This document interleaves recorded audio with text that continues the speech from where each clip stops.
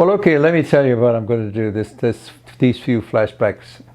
I'm going to talk about some of the wonderful people I've met in talk shows and celebrities on the talk shows, etc., and bring back a few memories of some wonderful moments spent behind the camera, in front of the camera, I should say. My memory takes me back to one show I particularly enjoyed doing, and it was with probably one of the most famous people in the whole wide world, and it was Bob Hope.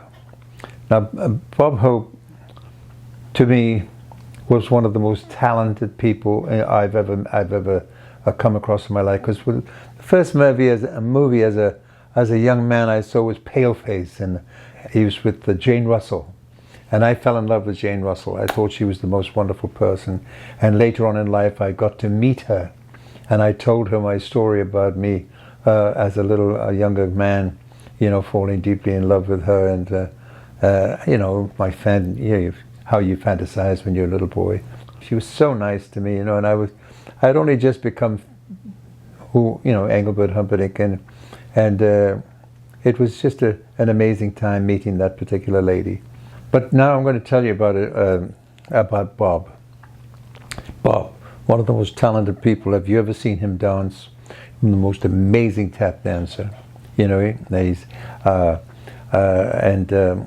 ad-libber, and he did great things for charity.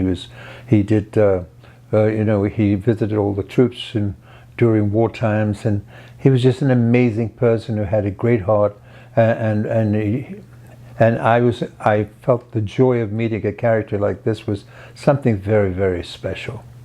So what happened, I'll tell you. I did a sketch with him one time, and it was in a place called Humperdinck Castle. He was the butler,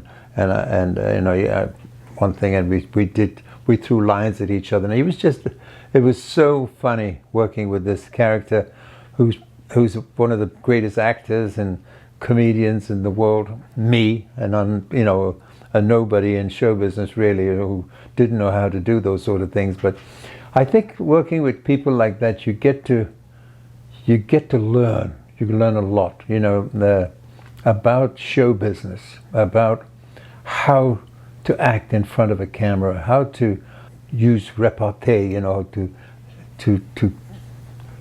one person says something, you answer in a certain way. He was a master of that, so I think working with him was very good for me. It was excellent, and I got to play in Bob Hope classics, and I still have some of his memorabilia, his golf shirts and his T-shirts and the golf balls and the markers and all those things, and I kept them. I think it's worth keeping things that belong to wonderful people like that. Whenever he called me to do a golf tournament, I was right there. I went there and I did it. And after the tournament, there was always something going on, like a little entertainment, so to speak. And there was Dolores' wife, who was an absolutely fantastic jazz singer, and she was getting on in age then, and she sounded like a 16-year-old, when she was way up there in age, and I couldn't believe how well she sang, and I believe that she was his opening act on many occasions. But working with Bob Hope was very special, very, very special. I couldn't keep a serious face during the whole thing, It was just well, you can't not with Bob Hope. He breaks you up all the time. But nevertheless, I think Bob Hope was one of the best people I've ever met in my life. And may his soul rest in peace, and he'll be remembered till the end of time. I try to be the best I can and try to understand. Angel on my shoulder, the earth beneath my feet. I'm a lucky, lucky man.